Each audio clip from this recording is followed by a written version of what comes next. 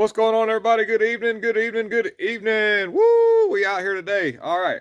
So today I watched uh nah, not a hearing, but maybe a press conference, I guess you'd call it.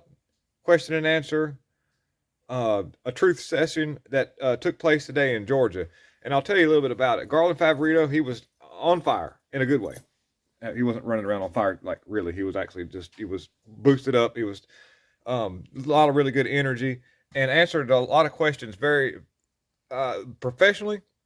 And so I was really impressed listening to him talk and what he was covering. And he didn't really hold back on a lot of things. I cannot say anything of what he said because I would be nuked like a potato in a microwave. So what I'm going to do is I'll link the part of the some of the stuff. There's a video of him talking, and then there's some information about it, and you can find coverage on it. I'll see if I can link that. I can't guarantee you that, but I watched it today, so there might be a place I can link the description or link it in the descriptions. I'll do my best, but there will be this right here. This article will be linked, so you can actually see him talking and read a little bit about the article. So it discloses a lot of things that we already know, and it's a good thing because this is getting more and more public. It's getting more and more public, and it's getting harder and harder for them to hide behind a small light post now. It's getting harder and harder. There's so many things going on right now behind the scenes that are excellent. Now, whether or not people are arrested, I don't know. I'm not going to make any, I don't want false hopium, but I will report the fact that things are still taking place. People are still talking, and so we'll see. That's all we can do. So let's see. Let me go back to this here, and in Pennsylvania, the Supreme Court. This first section will be related to PPPs. After that, you can tune out if you don't want to hear anything else. Will the PA Supreme Court produce another unconstitutional ruling validating the Democrats' thing they did in 2022 with the people picking process, or will it follow the Constitution? We'll see. Before the 2020 people picking process in Pennsylvania, the Supreme Court ruled that absentee papers could be received and counted up to 3 days after a selection. This went against common sense, the Pennsylvania and the Pennsylvania Constitution. By allowing the court, by allowing this, the court allowed the Democrats to determine how many papers were needed to pocket the selection. In other words, I can't say the lingo, but I'll link the description. You can read the article if my words are not working. This makes it easier for them to do what they had to do. And by having that 3-day time period to make things happen, that gives them time to run numbers, make things happen. The case was referred to the Supreme Court and was kept in place because the new judge, Amy Coney Barrett, refused to get involved. Justice Barrett claimed she was too new to the court. What? All right. I can, you know what she was doing, and maybe this could be a good sign though. So I'll finish the thing. Judge Alito ordered the state to keep track of all the papers that came in after the selection day. Now, with Amy Coney Barrett saying that she's too new to the court, that she doesn't want to make the decision, if this comes back up and around, maybe she's going to see the will of the public, or the court of opinion, I guess you'll call it, the public court of opinion. She'll see what's going on and see what people really want. So that may play in her favor because I think she didn't want to nuke her career right off the gate. She can see. So this may be a game changer by her making that statement. That could be a good thing later. That's why we don't give up. We always, let's, no false hopium, but let's never give up, right? Let's rock and roll with this stuff. The rest of this stuff I don't want to read because it'll get me nuked. But I definitely do think that between what we see happening in the regime that's been installed and the way that the public's been responding to, the efforts of what's going forth and trying to figure out what's happening, maybe things will happen. By the way, if you've got time, call over there to Pennsylvania. No, Wisconsin. Mine's all messed up. Call up to Wisconsin. Timothy Rampton, he's the good guy. Robin Voss is the bad guy. Michael Gableman is just some dude. Anyways, I'll try to link as much as I can. I'm getting late this evening and I got to get home, so I'm gonna cut this video together and get it out before I leave. But I want to put a lot in it, but I'll do the best I can. So y'all work with me. Uh, so just know that if we've got things going in our favor, big time, big time. Wisconsin Speaker Voss removes. I'll read a little bit about what happened between them. Wisconsin Speaker Voss removes Representative Ransom staff after he outed Voss for behind because see, okay, Robin Voss is the one who said, "Oh yeah, let's do the drop boxes," and make it all the what it was. And what they ended up doing was, he was kind of like, knowing that they weren't legal, allowed this all to happen, didn't let things work in the proper way where they could be secure, and nothing was. This was all by design. Speaker Voss removed and relocated Representative Timothy Ransom's staff to a different office after Ransom outed Voss in the signing of a deal with attorneys, former Democrat presidential candidate Hillary Clinton, to authorize the paper drop boxes. So this ties into the Hillary Hinton campaign. So anyhow, my heater just kicked on. I'll link this in the description. I'll be right back. I gotta cut that off. It's too loud. So Hillary Hinton has her hand in on what was going on there. I'll read that again. Speaker Voss removed and relocated Representative Timothy Ransom's staff to a different office after Ransom outed Voss of a signing deal with attorneys.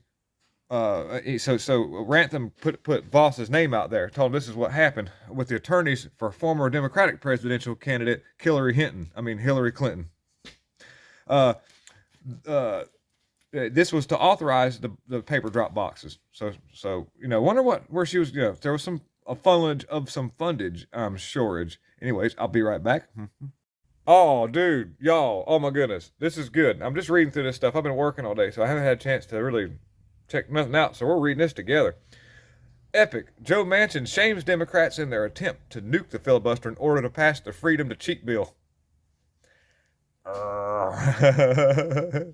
Dude, oh, this is good. There's a video. I don't know if my video downloader's not been. I'm working on that. Okay. So, anyways, I'll link to there was a video in this, so I'll link this article in the description. So if you want to see the video of it taking place, I guarantee you it's a good watch. The last night, Democrats were unable to change the rules of the U.S. Senate in order to pass their Freedom to Cheat bill. This proposed legislation would have eliminated voter ID. Now, I'm quoting what Manchin said, by the way. I'm quoting what he said. You can read this in the article, Susan Wojcicki. Okay? Their proposed legislation would have eliminated voter ID, prevented states from cleaning voter rolls, and would have allowed the papers to be turned in days after the thing that people do whenever they do a selection of people. And would have allowed for illegal paper harvesting, and would have destroyed selections in the country, and they knew this. That's why they wanted it, and the fake news media promoted it. The vote fell 52-48. Woo! Thank you, Christian. Oh yeah, Kristen Sinema. I'm not sure if I'm saying that right. Maybe Kristen Sinema. Thank you. Thank you for standing up for America. Senator Joe Manchin gave an epic speech before the final vote. He helped to defeat the communist onslaught for another day. Thank you very much, Manchin. Y'all are true leaders. You don't have to do what people say. Do what you know is right. That's all you got to do. You don't have to do what we say. Please don't. Do what you think is right, not what everybody's telling you what to do. And things actually sort of accidentally work out in America's favor when that happens. I'll be right back. Another good one. As fireworks fly out of the air. No, it's not Katy Perry. I wouldn't do you like that, but it's Kamala Harris. The next worst thing. Kamala Harris snaps at Savannah Guthrie when asked about Biden's disastrous press conference, which I did watch, and I was very, very impressed at the ability to actually make something so awful. I don't think I could try that. I try it, still wouldn't come out that bad. You could tell when the adrenochrome wears off after about maybe 40 minutes or so, and he starts getting real cranky. Kamala Harris on Thursday snapped at today's host, Savannah Guthrie, when asked about Joe Biden's disastrous press conference. By the way, the next episode of the Fox and Archibald show that'll be aired Mondays, we talk a lot about the failures of the Biden regime, and I also dive into a little bit of what I seen on the press conference that took place yesterday. And it was just an absolute, it was awful. It didn't look good at all. He did that thing where he stands over the podium and his face is all sticking way out and he whispers and he does that thing where his mouth makes that demon look.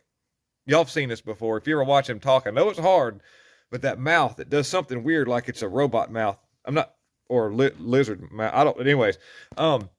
So she snaps and, does that weird thing where Kamala Harris does that weird thing. Yeah, she does it all when she's awake. Joe Biden essentially gave a green light to Putin to enter Ukraine, by the way, too. I did say, well, what are you going to do? Well, as long as he doesn't, it's okay. He can steal some gas, but, you can as long as he doesn't create too much of something. In other words, you can. So I guess it's like one of those deals where I guess if he steals less than $999 worth of stuff, they won't invade or they won't do anything about it. Is that how that works? Huh. Yeah.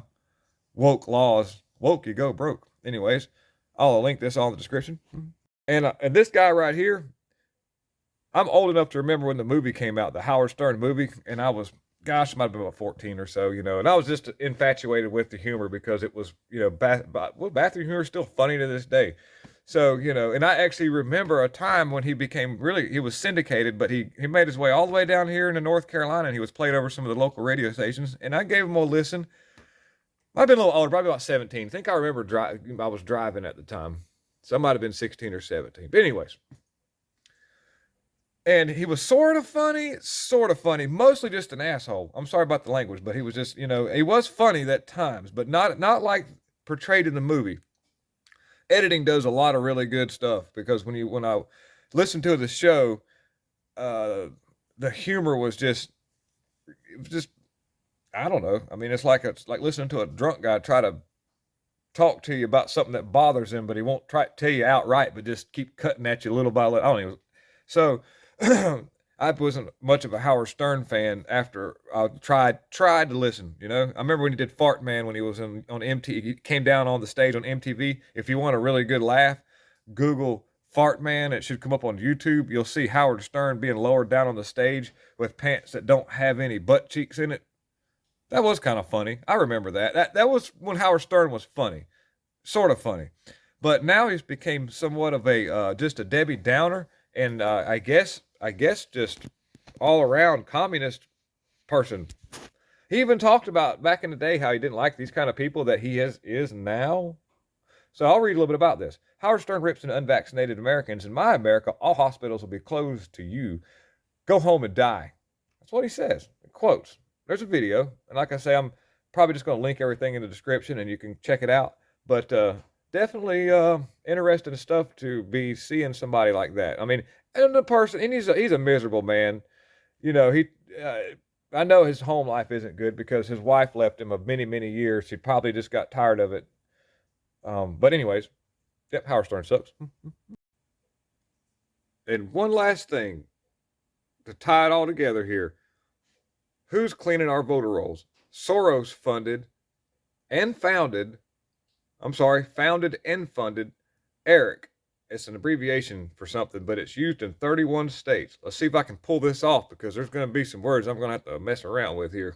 For decades, the Democrats and leftists have fought ferociously to prevent the cleanup of a state V registration rolls, recognizing the potential niche. Left-wing activists created ERIC to clean up the V rolls. Their way of using using their rules. So in the 2020 Electronic Registration Information Center, that's what ERIC stands for, was formed as a membership organization primarily for blue states. ERIC is essentially a left-wing voter registration drive disguised as a voter roll cleanup, but it's been gaining traction in red states too. Originally founded by Soros of the George series that has the human suit that's falling off. I did a little bit of video about him. I've got a meme too. Thanks, Romeo, by the way. Romeo did the meme. I shared it. Originally founded by Soros, Open Society is now responsible for cleaning the V rolls in 31 states. Plus, DC, a top election official from each member state, is appointed in a seat on the ERIC board as an officer And these are all unpaid positions. That's what it says here. That's, okay. Just sounds fishy to me. But anyways, that's just something to look at right quick. I'm going to tie this all together. We're going to put it all together. We're going to hook it up, send it out, load it up. I want to thank everybody for checking me out. Thank you for watching this channel. Thank you for all the support. Thank you, all the new subscribers. There's people I just was chatting with a guy in the Netherlands on another dude's channel, man. It's so awesome to see all you wonderful people from different countries out here, patriots all over the place. I'm not for globalization, but I want to be one with everybody, as far as like, a wonderful heart, wonderful thoughts, patriotic feelings, freedom, And so anyhow, thank y'all again. Lots of love. Shannon at Devoted Patriots, cool dude, partner of mine. We have a show called the Fox and Archibald Show on This Way Network. And we're just working hard to save America. A lot of things going on. Don't give up. Don't let the psyop get you. Lots of love. God is in control.